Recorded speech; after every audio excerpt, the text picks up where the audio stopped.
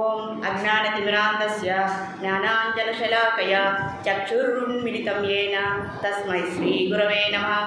గురవే గౌరచంద్రాయ రాధికాయ తదాలయే కృష్ణాయ కృష్ణభక్తాయ తద్భక్తాయ నమో నమః. ఓం ఇది శ్రీమద్భగవద్గీతాసు ఉపనిషత్సు బ్రహ్మ విద్యాయా యోగశాస్త్రేణ శ్రీకృష్ణార్జున సంవాదే తృతీయోధ్యాయः. హరి ఓం తత్సత్. శ్రీమద్భగవద్గీతా కీ జై. వాంఛాకల్పతరుభ్యశ్చ కృపాసిద్ధుభ్యైవ చ పతితానాం పావనేభ్యో వైష్ణవేభ్యో నమో నమః. సో అందరి యొక్క గురువుల యొక్క పాదాశీస్సులతో మనం శ్రీమద్ భగవద్గీతని ముందరికి తీసుకెళ్తున్నాం. భగవంతుని యొక్క ఆశీస్సులతో మనం ఇప్పుడు ద్వితీయోధ్యాయం నడుస్తూ ఉన్నది. ఎంతో చక్కగా గత శ్లోకాలలో భగవంతుడు యజ్ఞాల గురించి మనకు ఉపదేశం చేస్తున్నారు. ఎన్నోసార్లు సూచనగా చేశారు. యజ్ఞాలు అనేవి మనకు సోదరి మనులలాగా, అంటే మన యొక్క అన్న తమ్ముళ్ళు అక్క చెల్లెలాగా అని మనకు యజ్ఞాలను మొట్టమొదట సృష్టి ప్రారంభంలోనే మనతో పాటు యజ్ఞాలను కూడా ఒకేసారి జన్మనివ్వడం లేదా పుట్టించడం అనేది జరిగినది. ఆ యజ్ఞం యొక్క ప్రాముఖ్యత గురించి ఇంకా రాబోయేటువంటి 3 శ్లోకాలలో కూడా ఎంతో చక్కగా సూచనాప్రాయంగా భగవంతుడు ఉపదేశిస్తున్నారు. మనం చక్కగా వినడానికి మనము ప్రయత్నిద్దాం. ఇప్పుడు 14వ శ్లోకంలోనికి మనం వెళ్దాం. అన్నాద్భవతి భూతాని పర్జన్యాదన్న సంభవః యజ్ఞాద్భవతి పర్జన్యో యజ్ఞ కర్మ సముద్భవః అన్నారు. చూడండి, మొట్టమొదటి పదమే ఇక్కడ అన్నాద్భవతి అన్నారు. ఇక్కడ అన్నం అనే పదార్థం గురించి, అలాగే మనకు మూలాధారమైనటువంటి మనకు పోషణనిచ్చే మన యొక్క అభివృద్ధికి, అలాగే అన్నం యొక్క విశిష్టత గురించి ఇక్కడ చక్కగా వివరిస్తూ ఉన్నారు. మనం ఎన్నోసార్లు అన్నం యొక్క ప్రాముఖ్యత తెలియకుండా మనం చేసేటటువంటి మన అజ్ఞానంతో దాని యొక్క అలా జరగనీయకుండా ఇక్కడ అన్నం గురించే ఆ యొక్క విశిష్టత గురించి ఈ శ్లోకంలో చెప్పడమైనది. ఇక్కడ చెప్తున్నారు, సర్వ ప్రాణులకు మూలాధారమైనటువంటి పదార్థం ఏది అంటే సర్వ జీవుల యొక్క శరీరాలు ప్రాణాలు ఎలా ఉత్పన్నమవుతున్నాయి, ఎలా ఉద్భవిస్తున్నవి, ఎలా పెరుగుతున్నవి, ఎలా అభివృద్ధిలోకి వస్తున్నది, దానికి మూల కారణమైనటువంటి ఒకే ఒక్క పదార్థం అదే అన్నం అని చెప్పారు. కాబట్టి ఈ శ్లోకం అన్నం అనేటువంటి ఆ పదంతో మొదలు అయినది. ఇక్కడ చెప్తున్నారు, అయ్యా అన్ని సకల జీవరాశుల యొక్క శరీరాలన్నీ కూడా మనం అనుకున్నట్టుగా ఈ సృష్టిలో అనేక లక్షల శరీరాలన్నీ ఉన్నాయి. చిన్న చీమ నుంచి పెద్ద ఈవెన్ బ్రహ్మ వరకు కూడా ఉన్నటువంటి అన్ని శరీరాలకు కూడా మూలాధారమైనది, అభివృద్ధిలోకి తీసుకువచ్చేది లేదా శరీర అభివృద్ధికి తోడ్పడేటువంటి ఒకే ఒక్క మహాప్రసాదం అది అన్నమే అని ఇక్కడ చెప్తున్నారు. సర్వ ప్రాణులు అని ఇక్కడ అన్ని ప్రాణులు వచ్చేస్తున్నాయి. అన్ని ప్రాణులకు జీవాధారం ఏదయ్యా అంటే అన్నము అని చెప్పారు. మరి ఈ అన్నము ఎలా వస్తున్నది? అన్నాద్భవతి భూతాని అయ్యా అన్నం అనేది ఎక్కడి నుంచి వస్తుంది? అన్నాద్భవతి భూతాని అన్నారు. అన్నం అనేటువంటి పదార్థము ఎక్కడి నుంచి వచ్చినది అని ఇక్కడ చెప్తూ ఉన్నారు. అక్కడ చెప్తున్నారయ్యా, ఇంకా ఏం చెప్తున్నారంటే పర్జన్యాదన్న సంభవ. అయ్యా అన్నం అనేది ఎక్కడి నుంచి మనకు ఉద్భవిస్తున్నదంటే మేఘం నుంచి అని చెప్తున్నారన్నమాట. ఇదేంటయ్యా, మేఘం నుంచి మనకు అన్నం వస్తుందా మనకు అన్నం మేఘం నుంచి వస్తుందండి? ఎలా వస్తుందో మనకి ఇండైరెక్ట్గా అంటే పరోక్షంగా చెప్తూ ఉన్నారనమాట. చూడండి, పర్జన్యాదన్న సంభవ. అయ్యా అన్నం అనేది మేఘం నుంచి వస్తుంది అంటే మేఘం ఏమన్నా సముద్రంలో నుంచి తీసుకుంటుందా? అన్నము తీసుకుంటుందా అండి? తీసుకోవట్లేదు. మేఘము సముద్రం నుంచి ఏం తీసుకుంటుంది? నీటిని తీసుకుంటుంది కదా. కానీ ఇక్కడ ఏమంటున్నారు? మేఘం నుంచి వస్తుంది అన్నారు. అంటే మేఘము నీటిని తీసుకోవడం వల్ల, అంటే సముద్రంలో ఉన్నటువంటి నీరు ఆవిరి అయి మేఘంలో చేరి ఆ మేఘం నుంచి వర్షించడం వల్ల, ఆ వర్షపాతం వల్ల మనకు పంటలు పండి ధాన్యాలు వచ్చి ఆ ధాన్యాల ద్వారా అన్నం అనేటువంటి పదార్థం అనేది మనకు వస్తూ ఉన్నది అని చెప్తూ ఉన్నారు. మరి పర్జన్య మేఘం నుంచి వస్తుంది అన్నారు. మరి మేఘం ఎక్కడి నుంచి వస్తుంది అన్నారు అనమాట. మరి మేఘం ఎక్కడి నుంచి వస్తుందండి? సముద్రం నుంచి వస్తుందా మేఘము? సరే, ఈ వర్షపాతం ఎలా వస్తుంది అంటే మేఘము అంటే ఇక్కడ అర్థము వర్షపాతము లేదా వర్షము ఎలా వస్తుందంటే ఇక్కడ ఉన్నటువంటి శ్లోకం ప్రకారం అయితే ఇది ఎలా వస్తుందంటే యజ్ఞం వల్ల వస్తుంది అన్నారు అనమాట. యజ్ఞ యజ్ఞాత్ భవతి భూతాని. అయ్యా ఈ వర్షం అనేది యజ్ఞ కర్మల వల్ల మనకు వస్తుంది అని చెప్తూ ఉన్నారు అన్నమాట. మరి యజ్ఞాలు ఎక్కడి నుంచి వస్తున్నాయన్నాడు, యజ్ఞ కర్మ సముద్భవ. మరి యజ్ఞాలు ఎక్కడి నుంచి వస్తున్నాయ్యా అంటున్నారు. యజ్ఞాలు ఎక్కడి నుంచి వస్తాయి మనకు? మనిషి మనం చేసేటటువంటి సత్కర్మల వల్ల యజ్ఞ క్రియలు చేయడం వల్లే మనకేమొస్తుంది? వర్షపాతం వస్తుంది. మరి యజ్ఞాలు చేస్తూ ఎవరు చేస్తున్నాం మనం యజ్ఞాలని? గత క్లాసుల్లో చెప్పుకున్నాం. ఎవరి కోసం చేసుకున్నాం?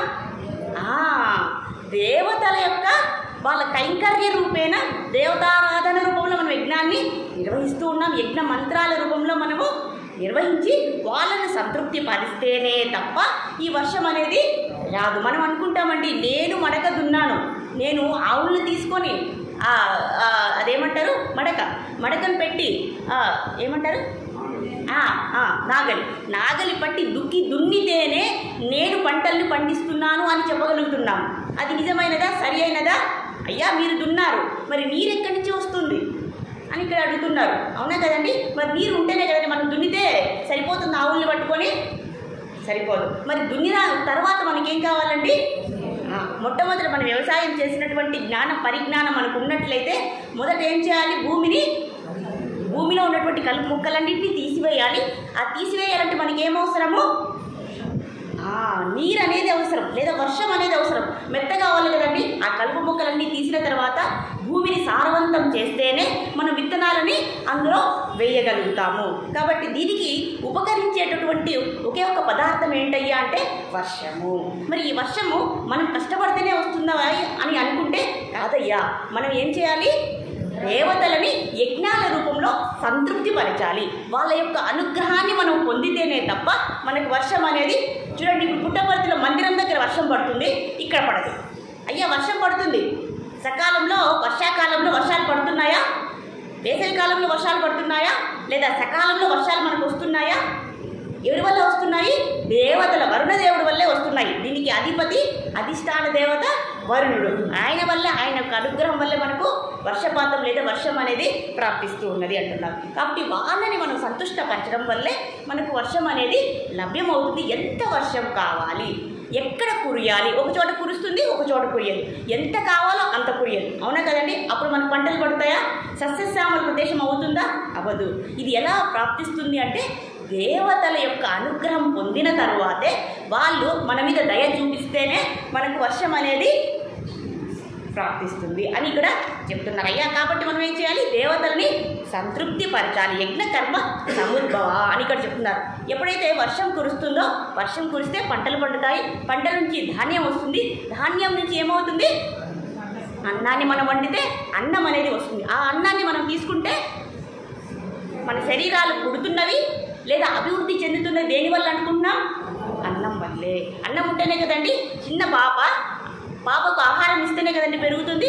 కాబట్టి శరీరాలు పుట్టాలన్నా, శరీరాలు అభివృద్ధి చెందాలన్నా దానికి మూలాధారమైనది అన్నమే. కాబట్టి ఇది ఒక చక్రంలాగా అయిందండి, 5 అయింది కదండి. కాబట్టి ఇలా మనం ఏం చేయాలి? మొట్టమొదట సత్కర్మ అనేటువంటి యజ్ఞాన్ని చేస్తే దేవతలు సంతృప్తి పడి వర్షాన్నిచ్చి పంటలు పండి ధాన్యాలు వచ్చి అది అన్నంగా మారి ఆ అన్నం తినడం వల్లే మన శరీరాలు ఏర్పడుతున్నవి, పుడుతున్నవి. అయ్యా మన శరీరాలు ఎలా పుడుతున్నాయంటే అమ్మా నాన్న వల్ల పుడుతున్నాయా అని అంటామా? అది వైజ్ఞానికంగా అది కరెక్ట్, సరి అయిన అవగాహనే. కానీ దాన్ని దాటిన అవగాహన ఏంటయ్యా? ఆ అమ్మా నాన్న యొక్క శరీర భాగాల నుంచి మన యొక్క శరీరాలు వస్తున్నామన్నమాట వైజ్ఞానికంగా మనకు అర్థమైనా కూడా దానికి మూలాధారం ఏంటి? చూడండి, ఆడవారి యొక్క అన్నం నుంచి మగవారి యొక్క శుక్రకణంని రెండూ కూడా మనము రెండింటినీ కలపడం వల్ల సంయుక్త బీజం లేదా పిండం అనేది ఏర్పడి ఆ పిండం నుంచి శరీరం అనేది ఏర్పడుతుంది అని దానికి కావాల్సినటువంటి శక్తిని అందించేటటువంటి ఒకే ఒక పదార్థం ఏదయ్యా అంటే అన్నం. అర్థమైంది కదండి? అన్నం అనేది ఒక చక్రము. ఈ చక్రానికి మూలాధారమైనది ఏంటయ్యా అంటే సత్కర్మలు.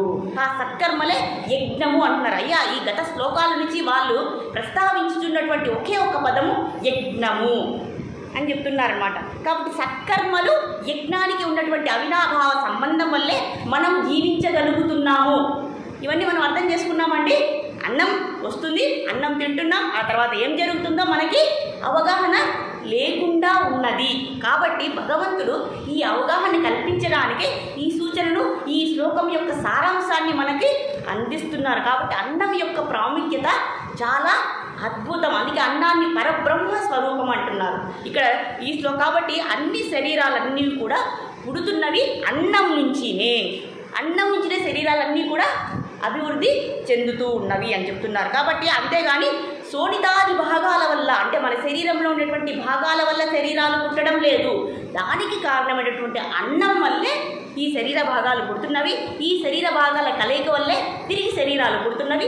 మళ్ళీ ఆ శరీరాలు పెంపొందించాలంటే అన్నం తీసుకొని, ఆ అన్నం తీసుకోవడం వల్ల సత్కర్మలు చేసి, ఆ సత్కర్మల వల్ల యజ్ఞాలు చేసి మళ్ళీ వర్షం. ఈ చక్రం అనేది నడుస్తూనే ఉన్నది. కాబట్టి ఎవరైతే ఈ సత్కర్మలను ఆపుతారో అప్పుడు ఈ చక్రం అనేది దెబ్బతింటుంది అని ఇక్కడ చెప్పేస్తున్నారండి.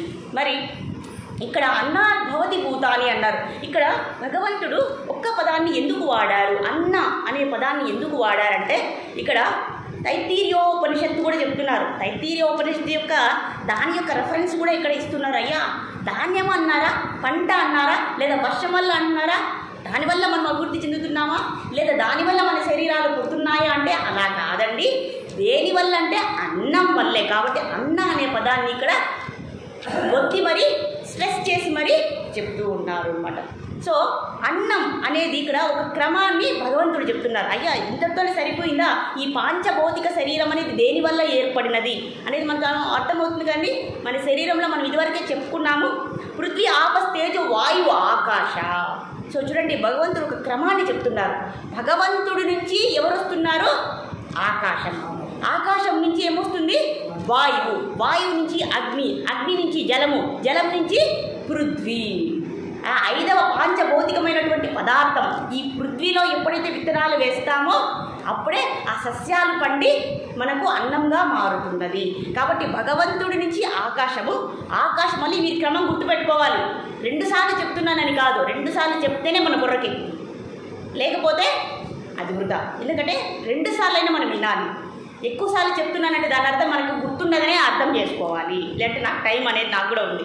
కాబట్టి భగవంతుడి నుంచి ఆకాశం ఏర్పడినది, ఆకాశం నుంచి వాయువు ఏర్పడినది, వాయువు నుంచి జలం ఏర్పడినది, జలం నుంచి అగ్ని ఏర్పడినది, అగ్ని నుంచి పృథ్వీ. కాబట్టి 5వ పాంచభౌతికమైనటువంటి పదార్థమే పృథ్వీ. ఈ పృథ్వీలో నుంచి మనకు అన్నం అనేది తయారవుతూ ఉంటుంది. కాబట్టి అన్నం అనేదాన్ని ఇక్కడ ఈ క్రమాన్ని భగవంతుడు తైత్తీర్యోపనిషత్తు నుంచి కూడా మనకు బోధిస్తూ ఉన్నారు. కాబట్టి ఇప్పుడు మనం అర్థం చేసుకున్నాం, ఈ యజ్ఞాది క్రతువుల వల్ల, యజ్ఞాది కర్మల వల్లనే, ఆ సత్కర్మల వల్లనే మనకు అన్నం అనేది వస్తూ ఉన్నది అని చెప్తున్నారు. ఇంకా మీమాంస శాస్త్రం వాళ్ళు కూడా చెప్తున్నారు. అయ్యా మీమాంస శాస్త్రం ఏం చెప్తున్నది అంటే యజ్ఞం అంటే దాని అర్థం పుణ్యం అని చెప్తున్నారు. యజ్ఞం అంటే ఏం చెప్తున్నారు, పుణ్యం లేదా అపూర్వం.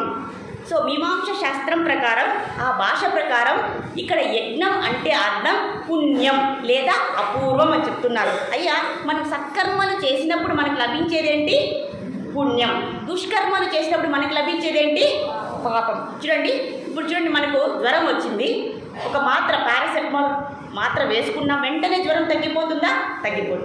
ఆ మాత్ర వేసిన 2-3 గంటల సమయం తీసుకున్న తర్వాతే ఆ జ్వరం ఎలాగే తగ్గుతుందో అలాగే మనం చేసినటువంటి సత్కర్మల యొక్క ఫలితం, ఆ ఫలితం అనేది ఇప్పుడు చూడండి, కాయలు ఉంటాయి, ఆ కాయలు మాగాలంటే దానికి టైం పడుతుంది కదండి. అలాగే మనం చేసినటువంటి పనులు అవి పరిపక్వత చెందినప్పుడే వాటి యొక్క ఫలితం అనేది మనకు లభ్యమవుతుంది అని ఇక్కడ మనకు చెప్తున్నారు. కాబట్టి సత్కర్మాచరణ ద్వారా పుణ్యం. ఇక్కడ సత్కర్మాచరణం అంటే యజ్ఞమే అని చెప్తూ ఉన్నారు అనమాట.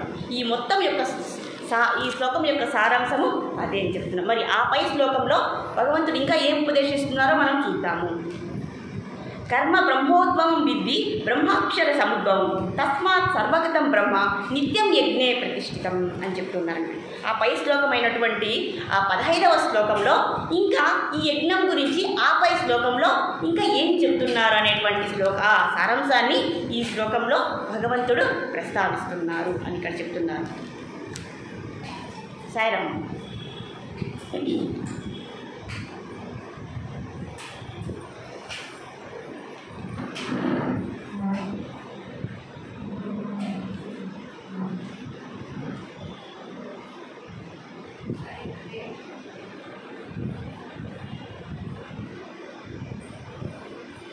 సరే, హరే కృష్ణ. సో ఈ శ్లోకం మొట్టమొదటి యొక్క అంశం ఏంటంటే కర్మ బ్రహ్మోద్భవం. చక్కగా వినాలండి, ఇది చాలా ముఖ్యమైన శ్లోకం. కర్మ బ్రహ్మోద్భవం విద్ధి బ్రహ్మాక్షర సముద్భవం అన్నారన్నమాట. ఇక్కడ ఏమంటున్నారంటే కర్మ బ్రహ్మోద్భవం. అయ్యా మనకు సత్కర్మల గురించి చెప్తున్నారు. కర్మ అంటే చెప్పారు. కర్మలు 2 రకాలు బేసికలీ, అంటే సత్కర్మలు, దుష్కర్మలు. అంటే మంచి కర్మలు, చెడు కర్మలు. అంటే మంచి పనులు, చెడు పనులు. అర్థమైంది కదండి.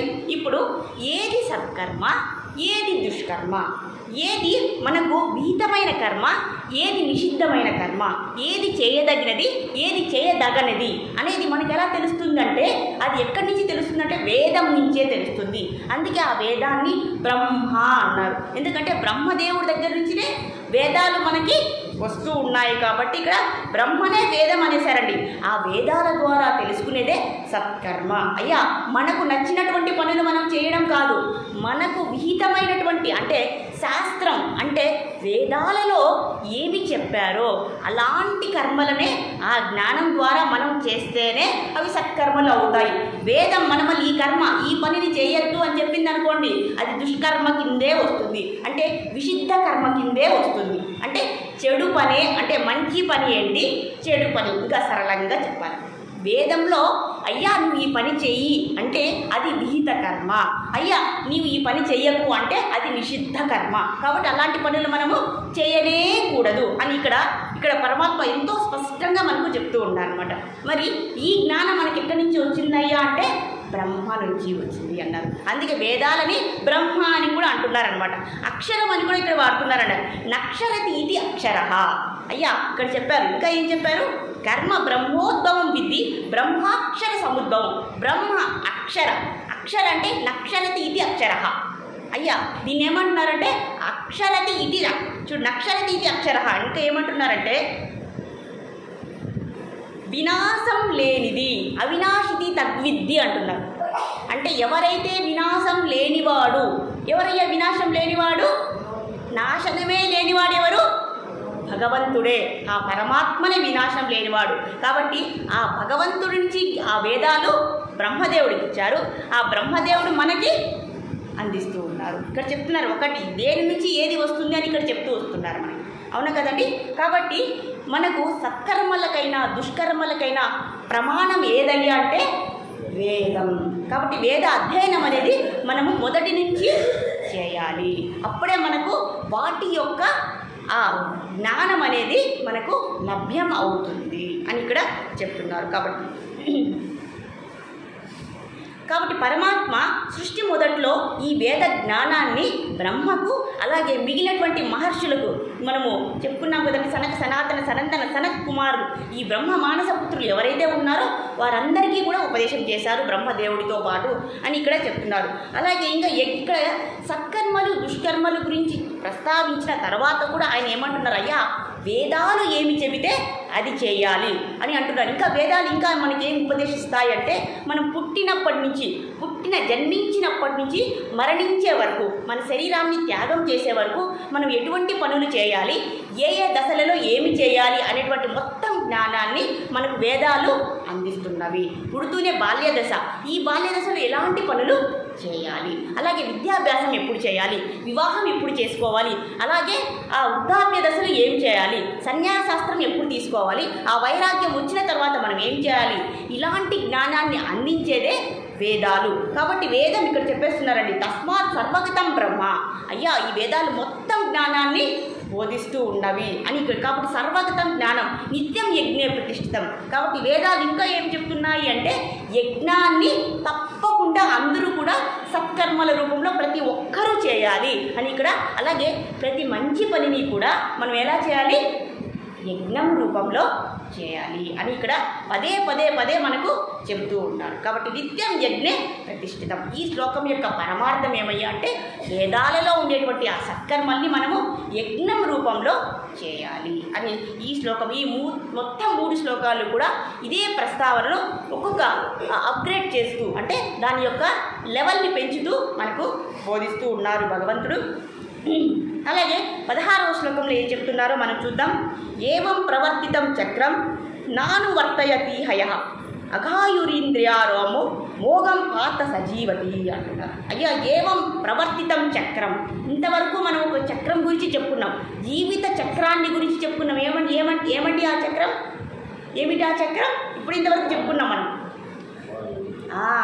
ఆ వర్షం వచ్చే చక్రం గురించి మనం చెప్పుకున్నాం కదండి. దేనికి మొదట ఏంటి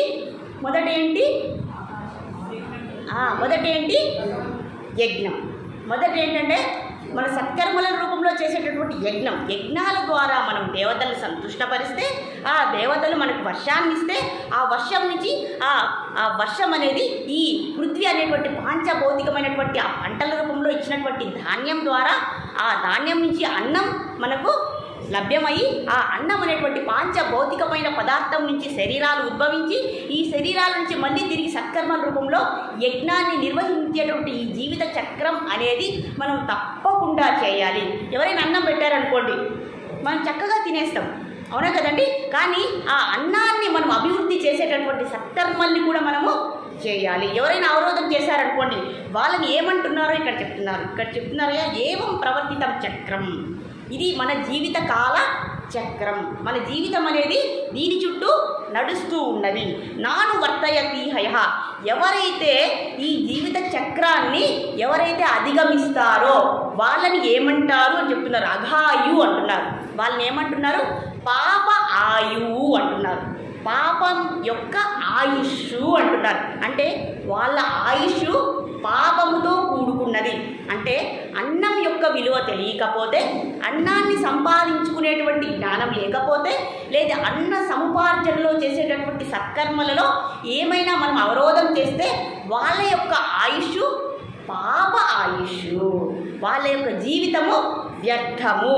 వారు ఈ జీవితంలో ఈ భౌతిక ప్రపంచంలో ఉన్నా లేనట్లే అని ఇంత కళాఖండిగా మనకు అఘాయు ఇంద్రియారామో. అయ్యా ఎవరైతే ఇంద్రియ సంతృప్తి కోసమే బతుకుతున్నారో, నేను తినాలి, నేను తాగాలి, నేను నిద్రపోవాలి, నేను సంతానాన్ని కనాలి, ఈ ఉద్దేశాలతో ఎవరైతే జీవనాన్ని కొనసాగిస్తూ ఉంటారో, ఇందుకోసమే బతుకుతుంటారో వాళ్ళని ఏమంటారయ్యా అంటే పాప ఆయుష్. వాళ్ళ యొక్క జీవితం అనేది వ్యర్థము. అది కాదండి, మనకు వేదాలు బోధిస్తున్నదేంటి, సత్కర్మాచరణతో పాటు పరమాత్మ తత్వజ్ఞానాన్ని కూడా మనకి ఉపదేశిస్తున్నారు. అయ్యా తినడం, తాగడం, పడుకోవడం, అవునా కదండి. ఆహార నిద్ర భయమైతునంత సామాన్యమైతే పశువీన రానం ధర్మోపదేశో అదిగో విశేషో ధర్మే నిండిన పశువి సమాన అంటున్నారండి.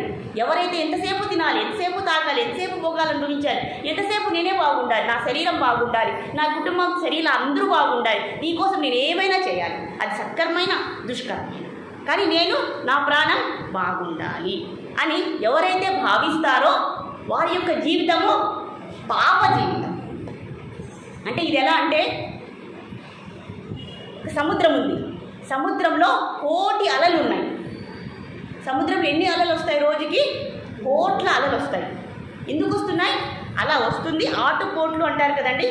అలా ఎవరైతే ఈ ఇంద్రియ భోగం కోసమే బతుకుతున్నారో వాళ్ళు ఎలా అంటే ఈ అజ్ఞానంతో కోట్ల జన్మలను తీసుకొని పాప జీవితం గడిపి ఆ అజ్ఞానంతో వారి యొక్క మనస్సు కూడా పాపపూరితమై పాప జన్మలు పొంది పాప ఆయుష్ పొంది పాప జన్మలనే పొందుతారు అని ఇక్కడ చెప్పేస్తున్నారండి.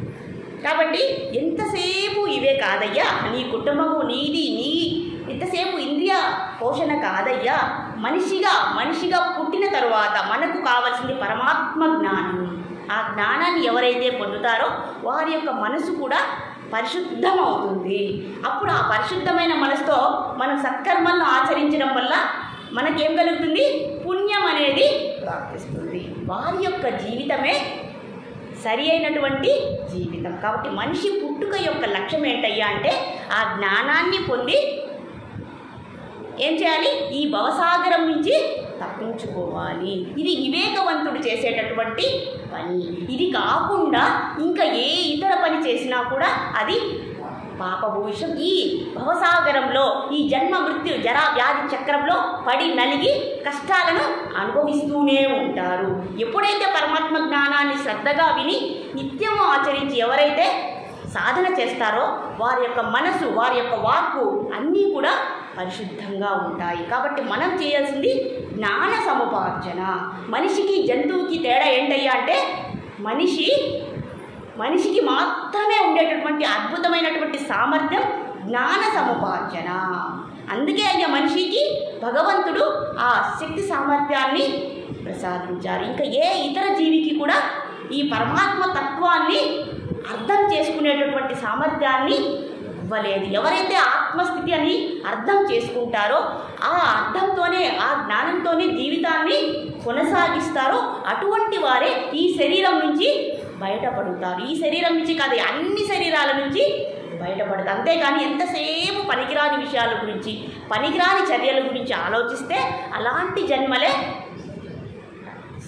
అలాంటి అధోస్థితి జన్మలే ప్రాప్తించి ఈ దుఃఖాలయంలో ఒక జన్మ తరువాత ఒక యోని తరువాత ఇంకొక యోనిలోకి వెళ్ళి దుఃఖాలు పడుతూనే ఉంటాయి. అయ్యా మనకు అనిపిస్తుంది ఒక్కొక్కసారి, ఎందుకు ఈ కష్టాలు వస్తున్నాయి, ఎందుకు నాకు జబ్బులు వస్తున్నాయి, ఎందుకు ఈ ఫైనాన్షియల్ కష్టాలు వస్తున్నాయి, ఎందుకు ఈ మానసిక సమస్యలు ఎందుకయ్యా వస్తున్నాయో దానికి మన దగ్గర ఆన్సర్ లేదు. ఎందుకు లేదంటే మనం చేసేటటువంటి ఆ ఆన్సర్ దొరికే ఒకే ఒక ప్రదేశం ఏంటయ్యా అంటే అది శాస్త్రమే. భగవంతుడు ప్రసాదించినటువంటి జ్ఞానంలోనే మనకు అన్ని సమస్యలకు పరిష్కారం దొరుకుతుంది. కాబట్టి మనం ఎప్పుడు కూడా ఈ చక్రం నుంచి తప్పించుకోవడానికి ప్రయత్నం చేయాలి. కాబట్టి దానికి కావాల్సినటువంటి ఆ జ్ఞానాన్ని సముపార్జించి అలాంటి సత్కర్మలు యజ్ఞకర్మ రూపంలో చేసి మన మనసుని మన వాక్కుని మన నోటిని మన నాలుకని పరిశుద్ధం చేసుకొని మన మనసుని చిత్తంని బుద్ధిని అహంకారాన్ని అన్నిటినీ పోగొట్టుకొని ఈ పరమాత్మే శాశ్వతం, మన ఆత్మ ఎప్పుడూ శాశ్వతం, ఆత్మ పరిశుద్ధమైనది, ఆత్మ ఉన్నది ఆత్మ సాక్షాత్కారం, పరమాత్మ సాక్షాత్కారాన్ని పొందడానికి అనేటువంటి పరమ లక్ష్యాన్ని ఎవరైతే అర్థం చేసుకుంటారో వారు మాత్రమే ఈ జన్మ నుంచి ఈ శరీరాల నుంచి బయటపడతారు. ఈ శరీరాలు అంటే ఎన్ని ఉన్నాయ్యా? 83 లక్షల చెప్పాం కదండి. అలా కోట్ల జన్మల నుంచి తప్పించుకోగలరు. దానికి కారణమైనదే యజ్ఞ కర్మ అని చెప్పేశారు. సో ఈ చక్రాన్ని మనము సరిగా అర్థం చేసుకోవాలి. కానీ ఇంద్రియ తృప్తి కోసమే మన జీవితం అనేది ఉద్దేశించబడలేదు. ఈ శరీరం ఇచ్చినది జ్ఞాన సముపార్జన కోసమే, ఆత్మ సాక్షాత్కారం కోసమే అని ఇక్కడ చెప్తున్నారు. మరి దేవతల్ని మనం ఎందుకు నమ్మాలి? దేవతలని ఎందుకు నమ్మి మనము వాళ్ళకు కైంకర్య రూపాలన్నీ కూడా ఈ సత్కర్మలు ఎందుకు చేయాలి? యజ్ఞయాగాది క్రతువులని మనం ఎందుకు నిర్వహించాలి అంటే అది మన కోసమే అని చెప్తూ ఉన్నారనమాట. చూడండి, ఒక చిన్న పిల్లవాడు ఉన్నాడనమాట. ఆ పిల్లవాడుకి చదువు అంటే చాలా ఇష్టం.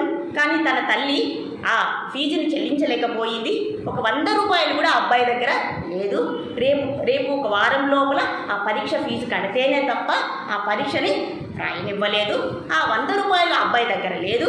అప్పుడు ఆ అమ్మ అన్నదనమాట, అయ్యా మన దగ్గర అంత డబ్బులు లేదు, నువ్వు నాతో పాటు కూలి పని చేసుకో, ఎందుకంటే మన దగ్గర అంత స్తోమత లేదు కాబట్టి నువ్వు కూలి పని చేసుకో, రేపటి నుంచి నువ్వు కూడా నా పనిలోకి వచ్చేసాయి. కానీ ఆ అబ్బాయికి చాలా చదువుకోవాలనేటువంటి తాపత్రయం ఉంది.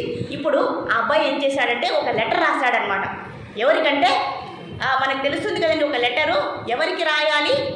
టు అనేది ఉంటుంది కదండి. నారాయణ పేరు ఎవరో ఆయన పంపించాల్సినటువంటి వ్యక్తి నారాయణ, కేర్ ఆఫ్ వైకుంఠం అని పెట్టారు. అడ్రస్ రాసి భగవంతుడికి ఒక లేఖ రాశారనమాట. అయ్యా నాకు చదువుకోవాలంటే చాలా ఇష్టము, నాకు ఒక 100 రూపాయలని మీరు ఇప్పించండి అని లెటర్ రాసి ఆ పోస్ట్ బాక్స్ ఉంటుంది కదండి, ఆ పోస్ట్ బాక్స్లో వేయడానికి వెళ్ళాడు. వెళ్తే ఆ పోస్ట్ బాక్స్ చాలా ఎత్తులో ఉన్నది. అది చూసినటువంటి పోస్ట్ మాస్టర్ తన దగ్గరికి వచ్చి, అయ్యా సరే నేను నీకు సహాయం చేస్తానని ఆ లెటర్ తీసుకున్నాడు. తీసుకోగా అది ఓపెన్ అయిపోయింది అన్నమాట. లేదా ఒక కార్డులో రాశారు. మనకు ఒక కార్డు ఉంటుంది కదండి, ఆ కార్డు చదివితే ఈ చదివినటువంటి ఆ పోస్ట్ మాస్టర్ యొక్క హృదయం ఎంతో కరిగిపోయింది. అప్పుడేం చేశారు, అయ్యా నువ్వు రేపు 9 గంటలకల్లా ఇక్కడికి వచ్చాయి, నీకు దేవుడు ఆ వైకుంఠనాథుడు 100 రూపాయల్ని నీకు సహాయం చేస్తాడు అని చెప్పి పంపించేశాడు. ఆ అబ్బాయి హాయిగా ఇంటికి వచ్చేసాడు. అమ్మకు చెప్పేశాడు. అమ్మ అనుకున్నది వీడు అమాయకంగా మాట్లాడుతున్నాడు అని. ఆ మరుసటి రోజు 9 గంటలకు మళ్ళీ పోస్ట్ ఆఫీస్ దగ్గరికి వెళ్ళాడు. అప్పుడు ఆ పోస్ట్ మాస్టర్ ఆ 100 రూపాయల్ని అబ్బాయికి ఇచ్చి ఇంటికి పంపించాడు. అమ్మ ఈ విషయాన్ని అంతా తెలుసుకొని ఈ పిల్లవాడు దొంగతనం చేశాడని భావించి తిరిగి అది కనుక్కోవడానికి మళ్ళీ పోస్ట్ ఆఫీస్కి వచ్చి అడుగగా అక్కడ పోస్ట్ మాస్టరే చెప్పారనమాట, అమ్మ ఈ అబ్బాయి యొక్క దుస్థితి చూస్తే నాకు చాలా బాధాకరంగా ఉంది. నా హృదయంలో ఉన్నటువంటి పరమాత్మ కరిగి నాకు 100 రూపాయలు ఇవ్వాలనిపించింది. దయచేసి మీరు తిరిగి నాకు 100 రూపాయలని 100 రూపాయలని ఇవ్వకండి అని చెప్పారనమాట. అప్పుడు చూడండి, పరమాత్మ అనుకున్నది ఎవరు? మనము ఎంతో ఆర్తితో ప్రార్థిస్తే భగవంతుడు మనలోని ఎక్కడి నుంచి వైకుంఠం నుంచి రావాల్సిన అవసరం లేదు. ప్రతి ఒక్క జీవిలో కూడా పరమాత్మ తిష్ట వేసుకొని కూర్చొని ఉన్నారు. కాబట్టి మనం మన యొక్క ప్రార్థన సరి అయినదైతే ఆయన మన యొక్క కోరికలని ఆయన చెప్పిస్తారు అనేటువంటి ఆ విశ్వాసాన్ని ఎవరైతే కలిగి ఉంటారో ఆ విధంగా కర్మలని ఆచరించాలి అని ఇక్కడ మనం నమ్మితేనే కదండి ఇది భగవంతుడైనా మనకు దిగి వస్తాడు. కాబట్టి ఆర్తితో మనం ప్రార్థిస్తే కనీస అవసరాల కోసమే మనం ప్రార్థించాలండి. అంతేగాని నాకు ఈ ప్యాలెస్ కావాలి, నాకు సకల భోగాలు కావాలి అని మనం ప్రార్థించామనుకోండి, దేవుడు కూడా తదాస్తు అంటాడు, దాంట్లో ఇబ్బంది ఏం లేదు. కానీ వాటిని అనుభవించి మళ్ళీ కూడా ఈ భవసాగరంలో కష్టాలు పడుకుంటూ మనం ఇక్కడే ఉండిపోతాము అని ఈ మొత్తం 3 శ్లోకాలు కూడా ఆ 3 శ్లోకాల యొక్క తాత్పర్యం ఇదే బోధిస్తుంది. కాబట్టి ఆ యజ్ఞ కర్మల్ని మనము చేయడమే మన యొక్క ముఖ్య ఉద్దేశం అని ఇక్కడ భగవంతుడు ఈ 3 శ్లోకాల్లో మనకి బోధిస్తున్నారు. హరే కృష్ణ హరే కృష్ణ కృష్ణ కృష్ణ హరే హరే, హరే రామ రామ రామ హరే హరే. అయిపోయింది అనుకుంటా టైము, అవునా? సరే, ఈరోజు ఎంజాయ్ చేయండి మీరు. Hare Krishna. Thank you so much. Srila Prabhupad కీ జై. హరే కృష్ణ.